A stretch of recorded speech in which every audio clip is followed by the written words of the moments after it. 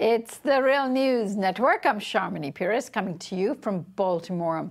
President Trump renewed his attacks on Attorney General Jeff Sessions on Wednesday when he tweeted, "Why didn't AG Sessions replace acting FBI Director Andrew McCabe, a Comey friend who was in charge of Clinton investigation but got big dollars, $700,000, for his wife's political run from Hillary Clinton and her representatives? Drain the swamp," it read.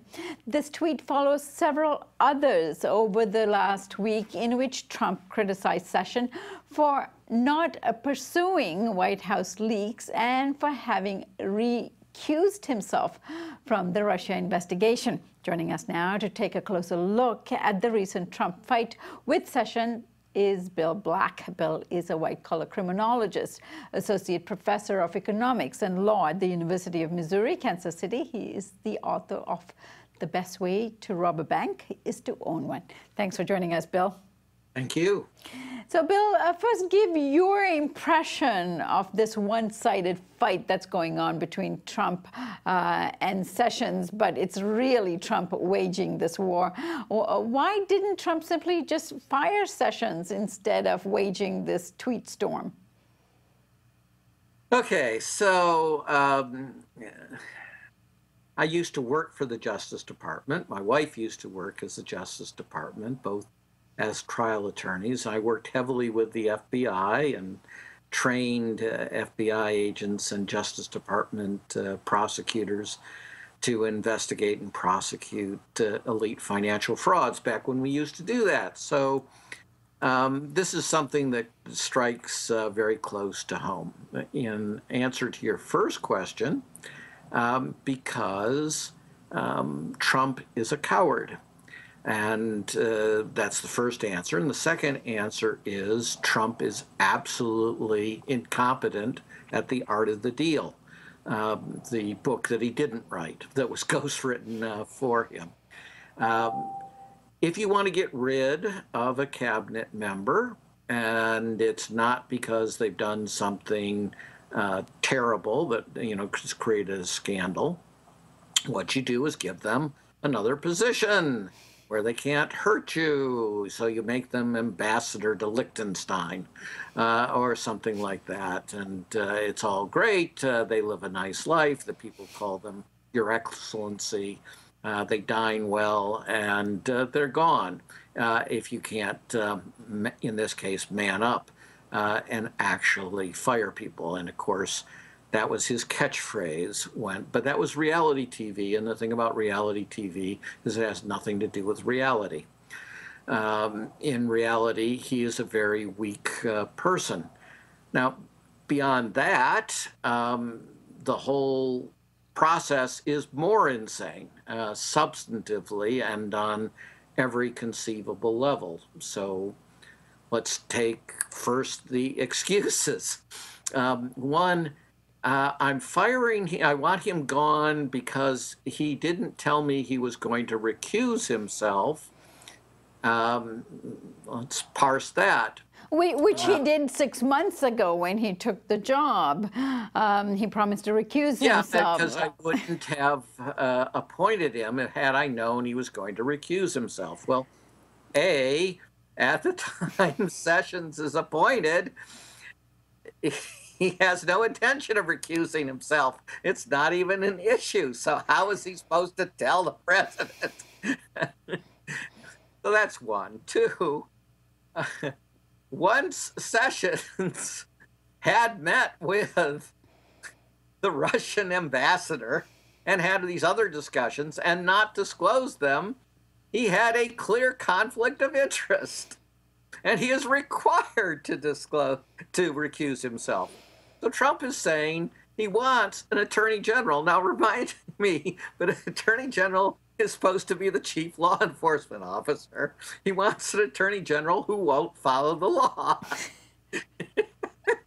That's his number one requirement, which is true, but you're not supposed to say it out loud, right? Let's go beyond that. Why do I want someone with a conflict of interest? Well, because his job, says Trump, is to protect me, not to protect the Constitution, not to protect the people of the United States, but to protect the president who appointed him from the rule of law. That is so wrong on so many levels. All right. Next, what if he had done what the president wanted, had refused to recuse himself?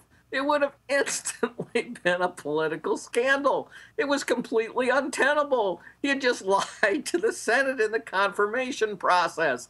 He got appointed on a straight party line vote. It would have destroyed everything Trump was trying to do. It's insane, and it would still led to the appointment of a special counsel, but after some kind of Saturday night massacre that would have thrown the country and the administration into tumult. Beyond that, what is he mad about? Trump. Well, he says, I'm happy that I'm going after this guy who was the most loyal puppy dog ever.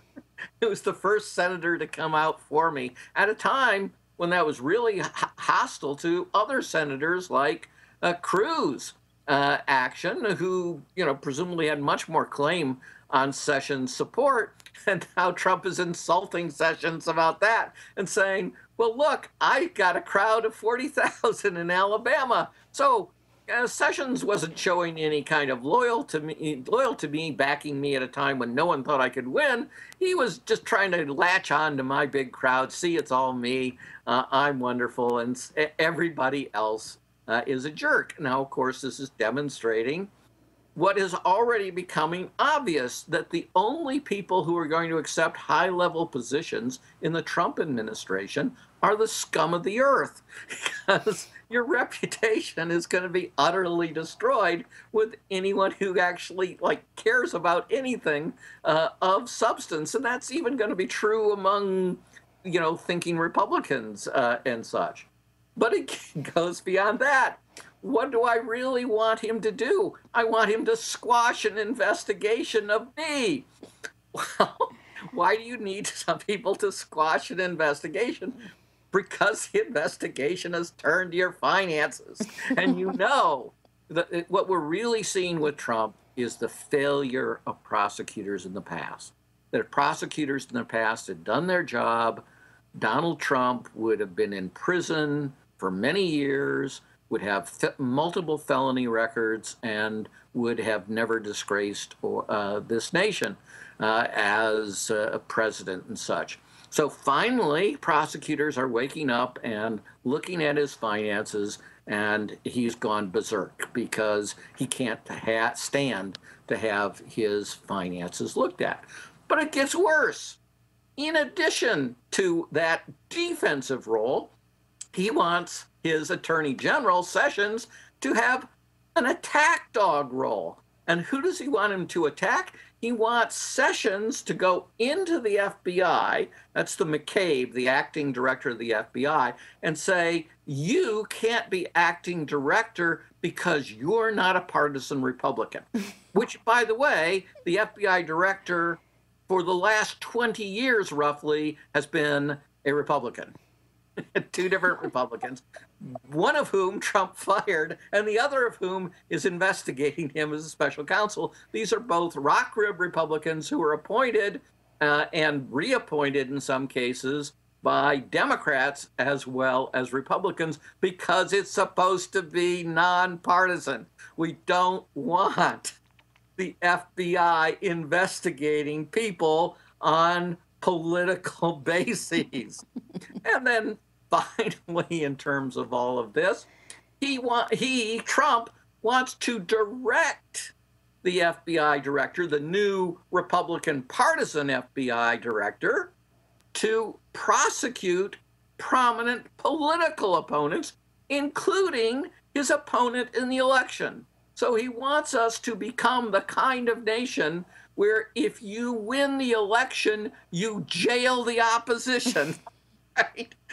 And so that they can't run effectively against you. And you seize their money. And of course, all of this is particularly bizarre because the Trump administration is having enormous difficulty getting any of its supposed agenda done. And the only person who is actively implementing the Trump agenda is Jeff Sessions. He's doing horrible things in public life, including trying to bring back these prejudgment seizures where there's been no court case showing that you did anything wrong, and they seize your car, they seize your home, they seize your boat, they seize your bank accounts without any necessary hearing. Well, that's what Trump really wants. Go after, Hillary Clinton, go after the Clinton Foundation, and just go ahead and seize all the money and such and blacken their names. That is what this whole thing is about. So I think that's about 9 different levels. Even for the Trump administration, this exemplifies the worst of the worst.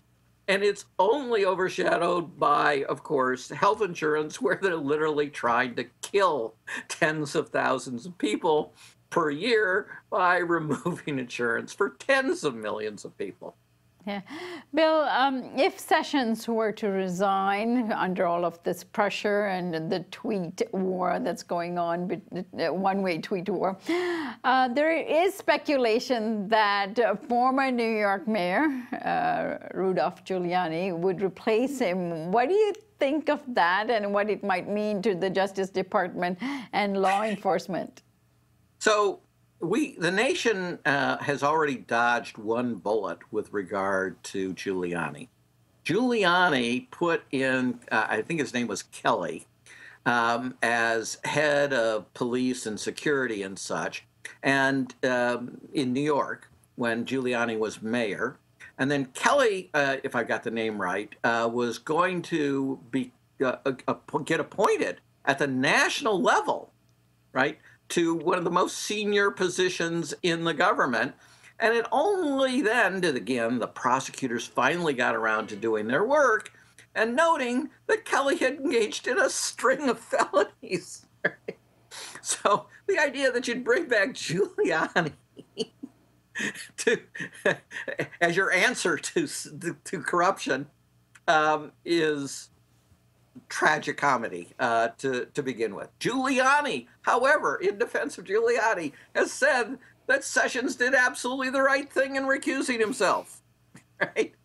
And in appointing the special, or having Rod Rosenstein, the deputy AG, appoint Comey, the special counsel to investigate and such.